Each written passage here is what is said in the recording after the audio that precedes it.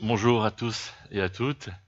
Nous continuons dans notre série d'être chrétiens dans un monde non chrétien et j'ai quelquefois l'impression que justement parce qu'on est chrétien, parce que on sait qu'on détient quelque part un message important, un message de vie, un message éternel, on pourrait quelquefois se laisser emporter par un élan comme ça, voire un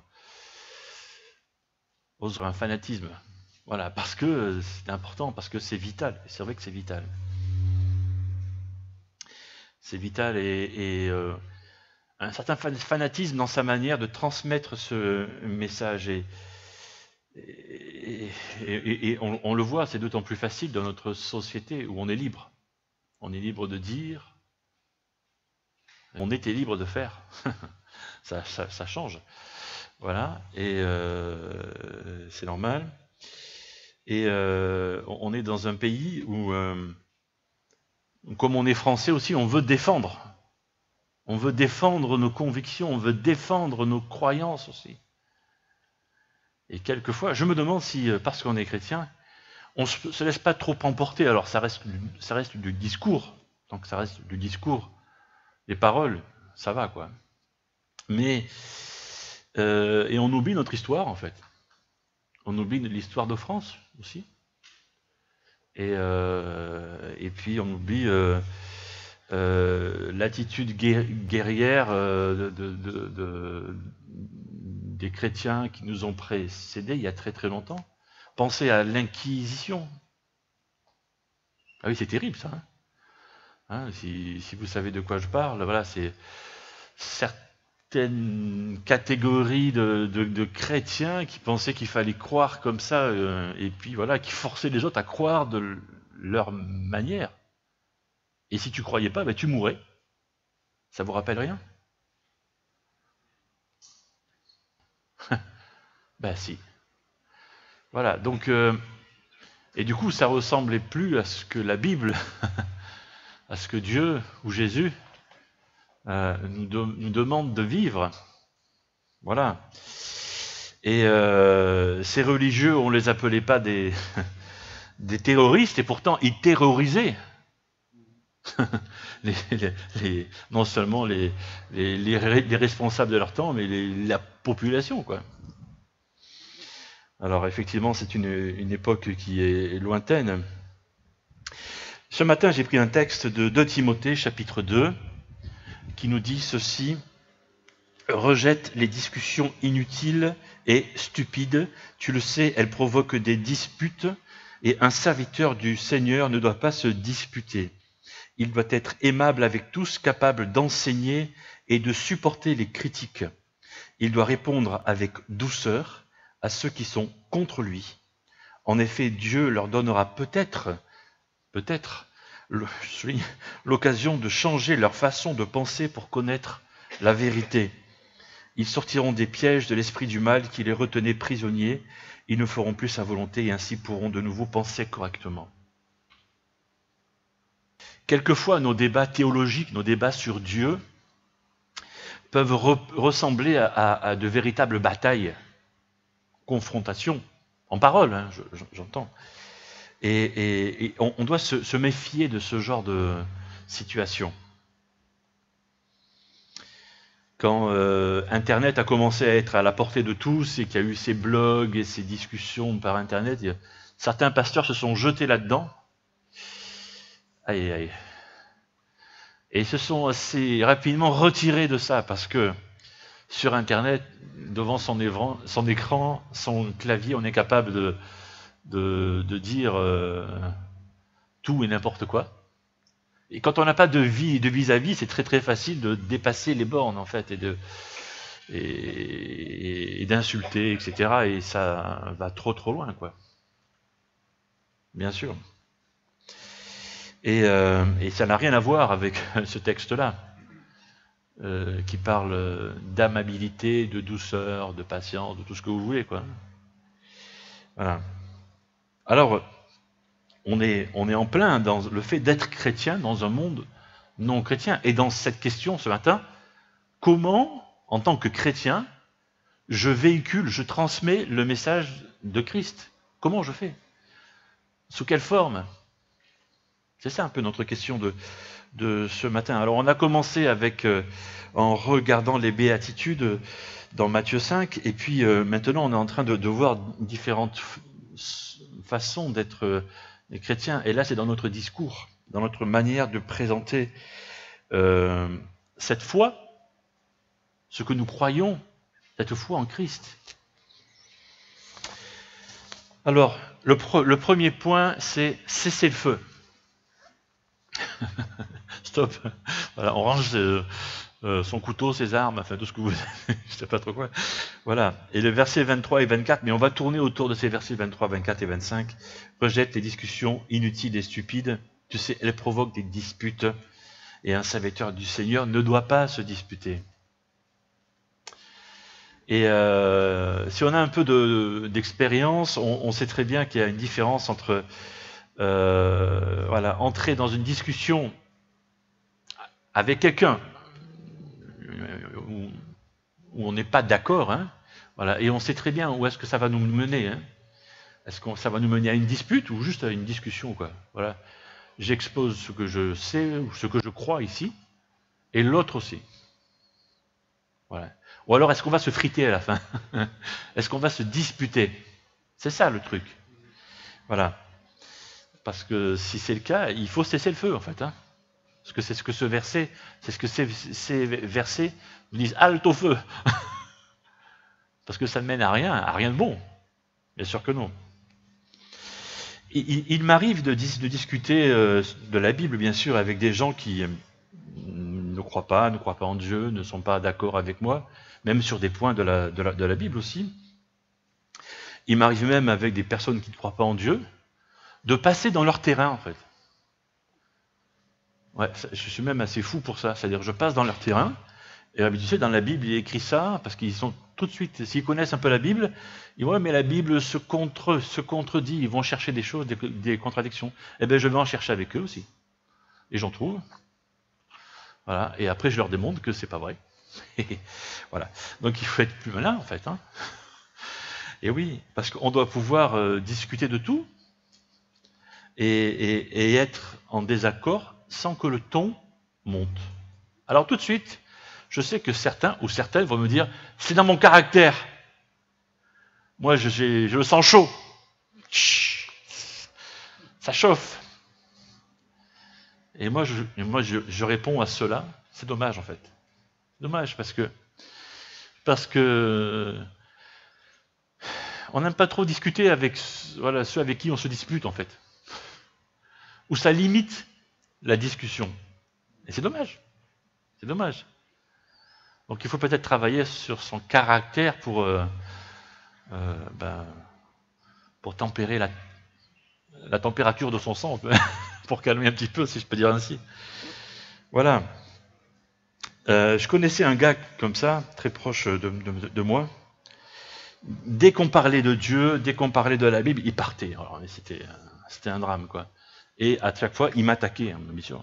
Et comme il était très proche, il devenait hargneux, méchant, il cherchait à me blesser, en fait. Alors, au début, je me laissais faire, et après, j'évitais toute discussion sur Dieu et sur la Bible. Comme ça, j'étais sûr de ne pas être blessé. Et puis, au bout d'un moment, je me suis dit, oh, comme il est proche de moi, je peux... Tu vois, je peux lui dire. Et une autre discussion commence, et il commence à m'attaquer. Je dis, bon, maintenant tu te calmes. C'est pas parce que un pasteur t'a fait du mal que tous les pasteurs sont pareils. D'accord? Alors, tu te calmes.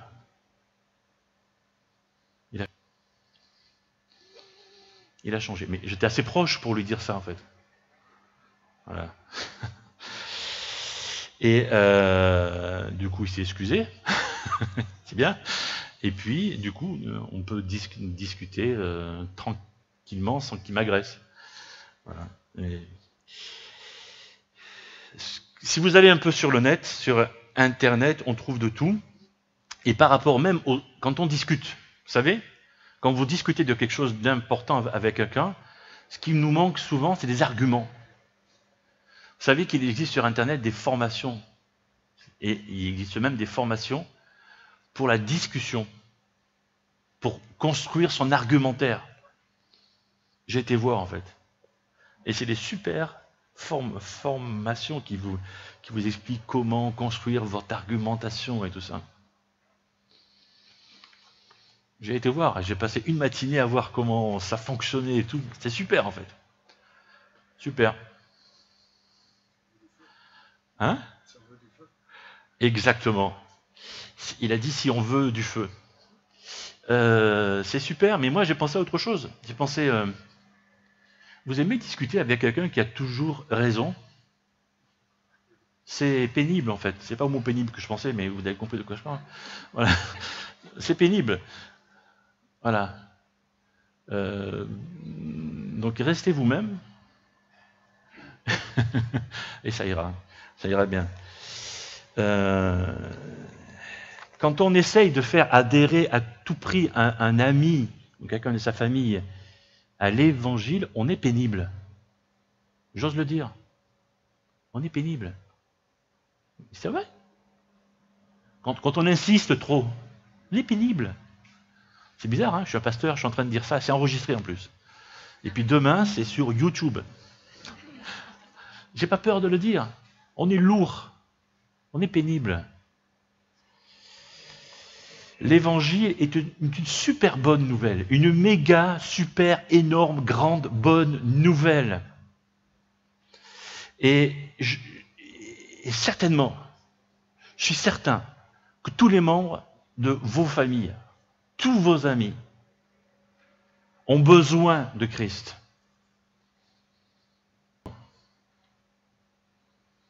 Bon moment. Est-ce que c'est un moment voulu par Dieu? Est-ce que tu communiques bien ça?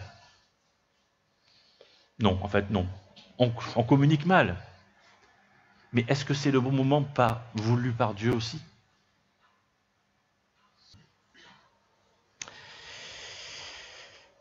Notre façon de faire, alors, il y en a certains qui étudient l'apologétique. Alors, l'apologétique, c'est un gros mot, c'est apprendre à démontrer la véracité, le fait que la Bible est vraie. C'est bien. Non, mais si c'est ta passion, fais-le. Mais ne deviens pas lourd, s'il te plaît, quoi. Tu vois? Ne deviens pas lourd. Si c'est ta spécialité, c'est super. Mais, excuse-moi, ne gonfle pas ton entourage avec ça, quoi. Ouais, utilise-le quand il faut. Malin, certains se spécialisent dans l'histoire, l'archéologie, c'est génial. C'est fabuleux, ça. C'est bien. Mais là aussi, tranquille. Tranquille. Ou les sciences, etc., pour démontrer que la Bible est vraie, que Dieu existe. C'est bien. Mais ne devenons pas lourds avec ça, quoi. En définitive, nous croyons ce que nous croyons sur la base de notre foi. Donc si celui qui est en face de nous ne croit pas, tu vas pouvoir pendant des années lui démontrer tout ce que tu veux sur la Bible. S'il ne croit pas en Dieu, il ne croit pas en Dieu. Tu comprends? Et pendant des années, tu vas le saouler. S'il veut bien de toi. S'il t'aime assez pour ça. Foi. Alors, il faut penser à ça. Ne lâchez pas le morceau non plus. Hein. C'est un équilibre à trouver toujours. J'ai cité ce verset dimanche passé, je crois, Hébreux 11, la foi est une façon de posséder ce qu'on espère, un moyen d'être sûr des réalités qu'on ne voit pas. Il y a quelques années, j'ai rencontré, c'est une des plus délicieuses discussions que j'ai eues dans ma vie, c'était avec un athée, quelqu'un qui ne croyait pas en Dieu. Et c'est une discussion les plus fameuses que j'ai eues, et d'ailleurs je n'ai pas eu qu'une seule, parce qu'on se voyait tous les jeudis, c'était avec un SDF. Un SDF, ce gars était architecte, Il avait un savoir, une culture. J'ai jamais rencontré quelqu'un d'autre comme ça, en fait. Voilà. Et je le voyais tous les jeudis après-midi dans l'accueil qu'on faisait. Et de temps en temps, je parlais avec lui autour d'un café. Voilà. La première fois que je l'ai rencontré, j'ai fait l'erreur. Comme tout le monde, j'ai essayé de le convaincre. C'est pas possible. Impossible.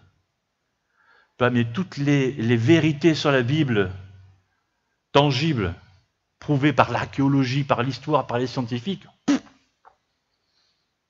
tout a été balayé. Et il avait raison. Et super. Je ne sais pas ce qu'il est devenu, mais la discussion restait toujours ouverte.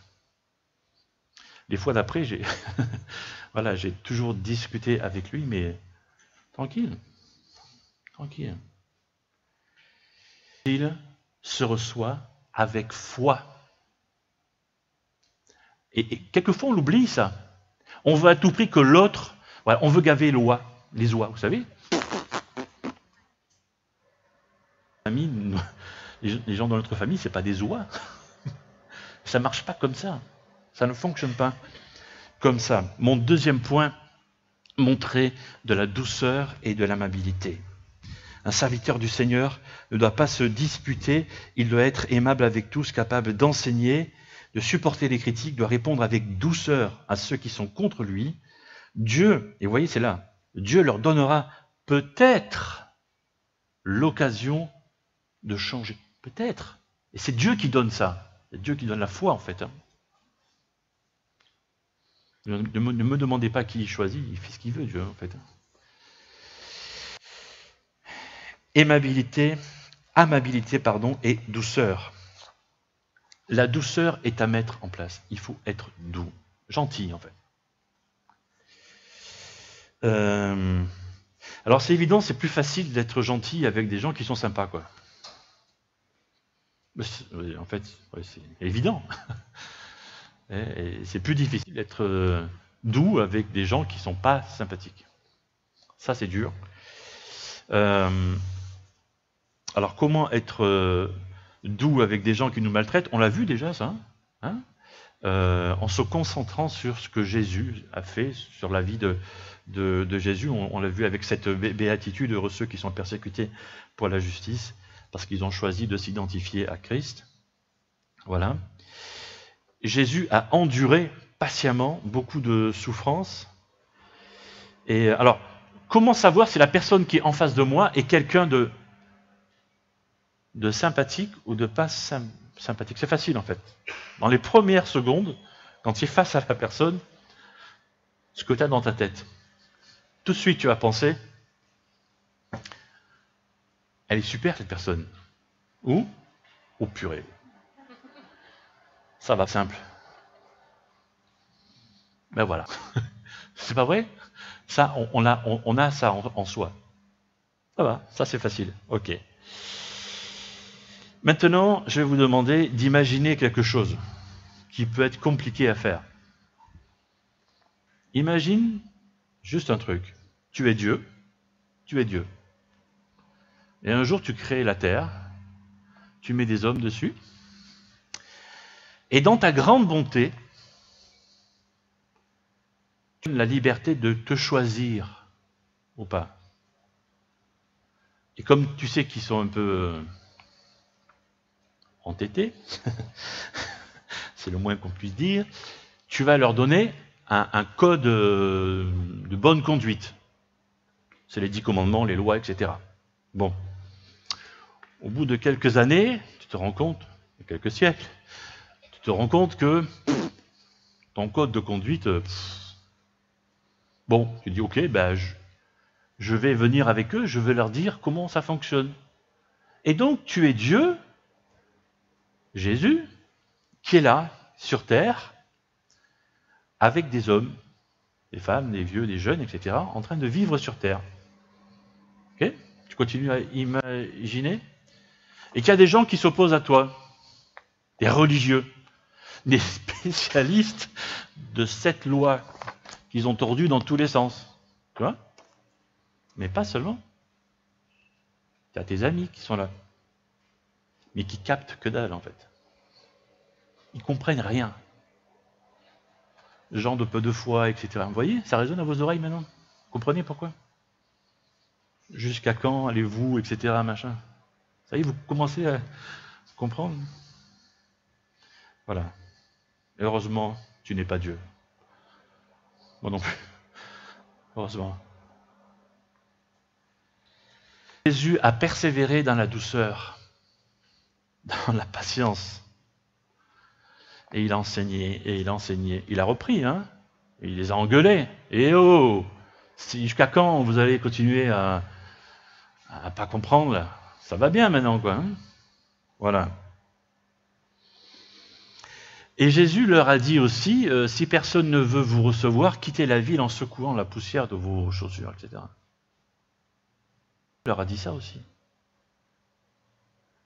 Donc, Jésus leur a dit aussi que s'il y a quelqu'un qui ne veut pas entendre le message, eh bien on s'en va. Alors comment savoir? Comment savoir si j'insiste avec quelqu'un ou si je pars? Comment savoir?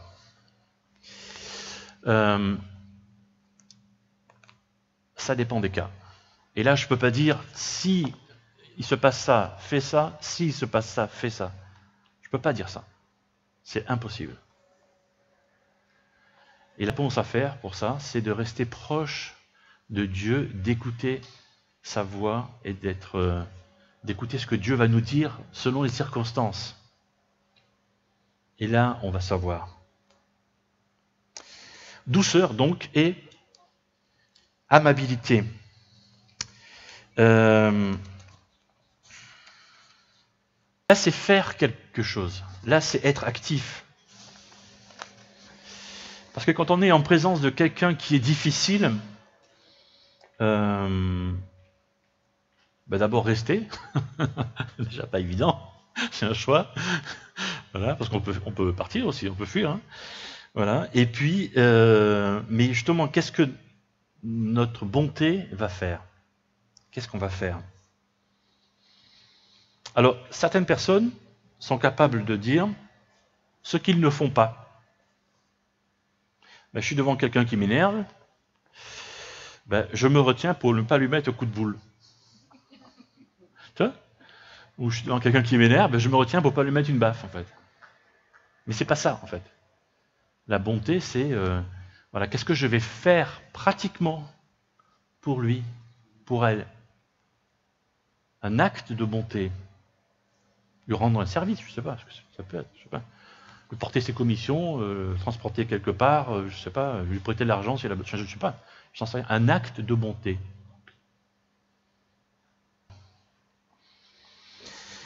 Romains chapitre 12, demandez à Dieu de faire du bien à ceux qui vous persécutent. Oui, demandez du bien pour eux, ne demandez pas du mal. C'est tout à fait contraire à notre nature humaine, en fait. Ça. Quelqu'un me fait du mal, au mieux je fuis, au pire je l'agresse. Ça, c'est la nature humaine. Et Dieu ne demande pas ça, en fait.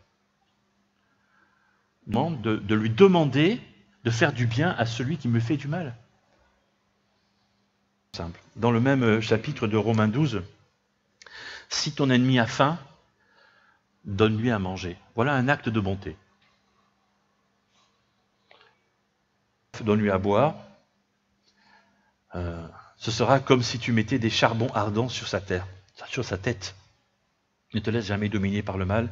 Au contraire, sois vainqueur du mal par le bien. C'est ça dont on a parlé dimanche passé. Le message de Jésus. Aimer ses ennemis. Et il a fait jusqu'au bout, jusque sur la croix. Hein. Pardonne-leur, car ils ne savent pas ce qu'ils font alors qu'ils étaient en train de le tuer. Il n'y a pas beaucoup de personnes qui font ça, en fait. Hein. Voilà, mais c'est ça. Alors, voici un défi que je vous lance pour cette semaine. Pensez à quelqu'un qui a été méchant avec vous. Ouais, bien sûr. Mais c'est pour tout le monde le cas. Bien sûr. Il y a des gens qui sont méchants avec nous gratuitement. Parce qu'ils n'aiment pas notre tronche, notre tête. Parce qu'ils nous aiment pas, c'est tout le point. Donc ils peuvent être méchants avec nous. Ok. Et demander à Dieu de le ou la bénir. Et si c'est fait, ça, passez à l'étape suivante. Pensez à quelque chose de bien que vous pouvez, un acte de bonté que vous pouvez faire pour lui ou pour elle. C'est simple. C'est pas simple. Vous pouvez refuser le défi, hein. Ça va. Parce qu'il y a un moment pour ça aussi, il faut être prêt à le faire. Si vous n'êtes pas prêt, vous n'êtes pas prêt, ça va. Ça pourrait être dans 6 mois, dans 1 an, ou dans 5 ans. Mais gardez ça en tête quelque part. Troisièmement, s'en remettre à Dieu. Toujours le même texte. Il doit être aimable avec vous, capable d'enseigner, aimable avec tous, pardon, capable d'enseigner et de supporter les critiques. Dieu leur donnera peut-être l'occasion de changer. Enseigner dans la douceur. Transmettre le message de Christ dans la douceur. Comment faire ça avec quelqu'un qui ne veut pas nous écouter en fait? Vous avez vu, je me suis gratté la tête quand je posais la question, parce que c'est problématique en fait. Comment faire ça? Simplement. Simplement. Ça peut être une phrase. Voilà, il ne faut pas... Voilà, il ne faut pas se lancer dans un grand prêche. C'est juste une phrase, toute simple, dans la douceur. Ça peut être, c'est dommage parce que Dieu t'aime. À la fin d'une phrase. Voilà. Je ne sais pas, après c'est à chacun de choper, si je peux dire, de sa façon de transmettre. 1 Corinthiens chapitre 4. Le règne de Dieu ne consiste pas seulement en parole, mais en puissance. Parce qu'à ce niveau-là, il ne faut pas seulement compter que sur nous-mêmes. Mais on oublie toujours. Quand je suis en train de discuter avec un ami ou quelqu'un de la famille, bon, il y a ce que je dis, ce que l'autre me dit, mais il manque un troisième personnage. Hein. Il manque Dieu qui est là. Et Dieu, peut-être, je ne sais pas, parce que je ne le vois pas, est en train de faire quelque chose dans le cœur de l'autre. Et ça, je ne le vois pas. Peut-être un jour, je vais le percevoir parce que je me rends compte que mon ami est transformé. Donc je le vois plus tard que Dieu a fait quelque chose. Mais il ne faut pas qu'on oublie cette dimension spirituelle. Cette transformation, des fois, prend un caractère dramatique. On le voit dans les Actes des Apôtres avec l'apôtre Paul. Il est sur le chemin de Damas, hein. Puis la lumière, la voix qui vient du ciel, il tombe de son cheval, il devient aveugle, machin. Waouh, c'est une vraie scène de théâtre, ça. Tu vois? Voilà, il est transformé. On le voit encore aujourd'hui, quand pas mal de musulmans qui se convertissent et qui acceptent Jésus comme leur sauveur et Seigneur, le rencontrent, le voient dans une vision, dans un rêve. Très souvent, ils ne voient pas leur visage d'ailleurs. Hein. C'est assez marquant ça. Et il y a beaucoup comme ça de témoignages de personnes qui le voient dans un rêve ou dans une vision. Ils voient quelqu'un de resplendissant. Ils ne voient pas le visage, mais qui dit je suis Jésus, le Fils de Dieu. Voilà. Donc c'est... Mais pour d'autres, c'est plus simple. Voilà, c'est une conviction dans le cœur qu'à ce moment-là, Dieu me parle à moi. C'est tout aussi fort et dramatique, et quelque part, enfin, dans le sens pièce de théâtre, quoi. Vous voyez? Cette dimension spirituelle. Ce que je veux dire, c'est que on est juste porteur d'un message. Mais le bout, en fait, le gros du boulot, c'est Dieu qui le fait. Essayez de porter ce message le plus simplement possible, avec le plus d'amour possible, avec le plus de douceur possible, avec le plus de sagesse possible, être le moins, pardonnez-moi, le moins stupide possible, pardonnez-moi encore, mais il faut le dire, le moins bourrin possible aussi. Vous voyez ce que je veux dire? Parce qu'en faisant ça, c'est comme si on disait à Dieu, bon, tu suffis pas, moi je vais à tout prix que mon frère il vienne à toi et je vais insister. Eh oh! Dieu n'était pas assez puissant pour ça? Tranquille. Donc, on doit être patient, faire des actes de bonté, témoigner avec douceur de notre foi, et puis bien sûr prier. J'en ai pas parlé, mais ça me paraît tellement comme une évidence, quoi. Voilà. Et puis, justement, par rapport à cette prière, je termine avec quelques sujets trois sujets de prière. Si vous avez quelqu'un dans votre entourage que vous aimeriez qui vienne à Christ, trois choses là. Demandez à Dieu d'attirer cette personne à lui. Commencez avec ça. Ne comptez pas sur vous, mais comptez sur Dieu, puisque c'est lui qui change les cœurs. Donc ça serait bien que lui prépare son cœur, comme ça quand vous allez lui parler, ben, ça marche tout seul. C'est quand même mieux. Voilà. Personne ne peut venir à moi si le Père qui m'a envoyé ne l'attire. Jean chapitre 4. Et puis, demandez à Dieu d'enlever les œillères de son esprit. Le Dieu de ce monde, c'est 2 Corinthiens chapitre 4, le Dieu de ce monde a aveuglé leur esprit et les empêche ainsi de voir briller la lumière de la bonne nouvelle. On le voit.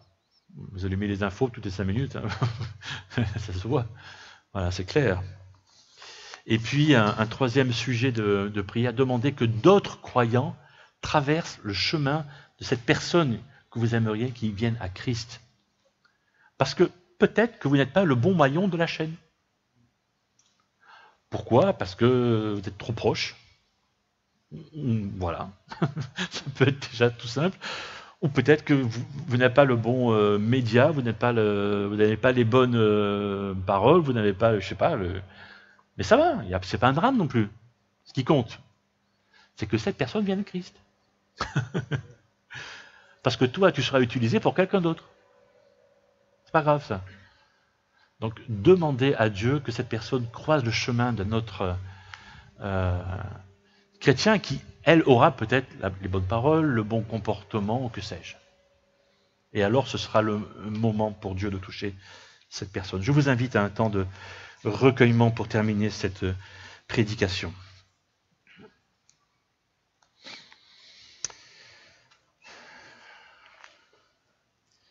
Recueillement parce que peut-être que l'un ou l'autre s'est rendu compte que dans sa discussion, il était peut-être trop